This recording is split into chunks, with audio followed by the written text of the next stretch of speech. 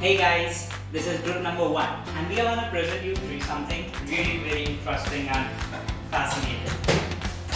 A small box which though takes a very small place in our kitchen but has a very big place in our mom's heart. Yes, you guessed it correct. And none other than a microwave. Let's see what is fascinating about it, how does it work, what's the principle, what are the components, and is it something really hazardous or good for health? Let's see. Firstly, let's see the working principle behind the microwave. A microwave oven heats food by passing microwave radiation through it. Microwaves are a form of non-ionizing electromagnetic radiation with a frequency in the microwave region. Water, fat, and other substances in the food absorb energy from the microwaves in a process called dielectric heating. Many molecules, such as that of water, are electric dipoles, meaning that they have a partial positive charge at one end and a partial negative charge at the other, and therefore they rotate as they try to align themselves with the alternating electric field of the microwaves.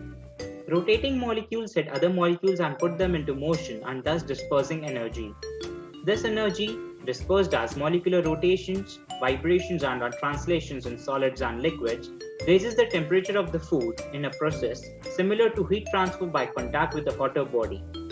Defrosting is done in a lower power setting, allowing time for conduction to carry heat to still frozen parts of food.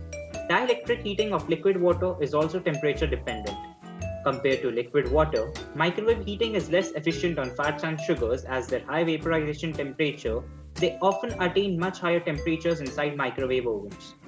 Microwave heating can cause localized thermal runaways in some materials with low thermal conductivity, which also have dielectric constants that increases with temperature. An example is a glass, which can exhibit thermal runaway in a microwave to the point of melting if preheated. Let's now talk about components. You all must have seen an oven in real life, but do you know what's inside the oven? Let's have a look at its component. It consists of a high voltage power source like a simple transformer which passes energy to the magnetron. It has a capacitor, cavity magnetron, a magnetron control circuit, a waveguide, the metal cooking chamber with a fan and the control panel. This is the picture of magnetron, which is a high-powered vacuum tube that generates the microwave. There is a cathode in the center of the magnetron and anode surrounds the cathode. There is an antenna that produces the microwave radiation. In most ovens, the magnetron is driven by a linear transformer which can be switched on and off. The transformer passes energy to the magnetron. A high voltage capacitor is connected to the magnetron transformer and via a diode to the chassis. The cavity magnetron, which can be seen in the picture, converts the high voltage electrical energy to the microwave radiation. The waveguide is used to couple microwave power from the magnetron into the cooking chamber. The cooking chamber is similar to Faraday's cage to prevent the waves coming out of the oven. The chokes connection on the door edges prevents the heat leakage. Modern ovens either use an analog dial type timer or digital control panel for operation. The control panel features an LED and liquid crystal display. An audible warning like bell or beepers indicates that the cooking has been complete. Here we will be talking about the heating characteristics.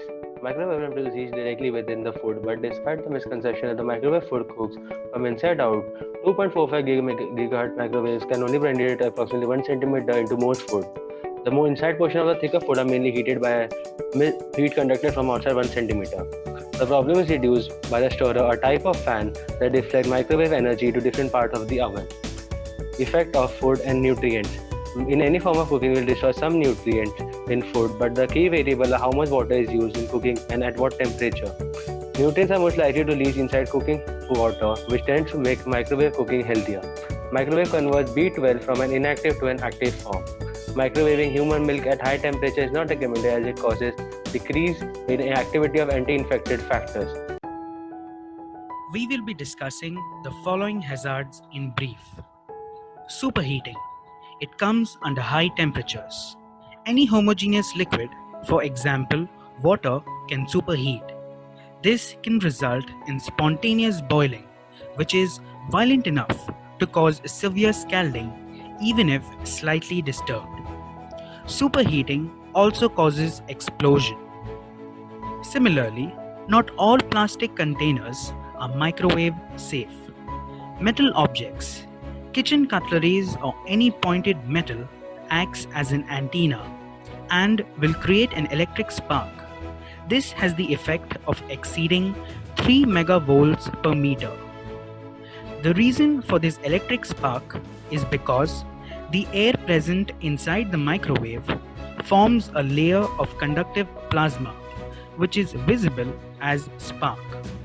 The effect of microwaving thin metal films can be seen clearly on a compact disc, leaving a visible pattern of concentric and radial scars. If the microwave is run without any object, then a standing wave will form. The energy is reflected back and forth between the tube and the cooking chamber, which causes another hazard, that is, the resonance of the magnetron tube. And that brings us to the end. In conclusion, we'd like to thank each and every faculty from the physics department. We'd also like to thank you for listening to us so patiently.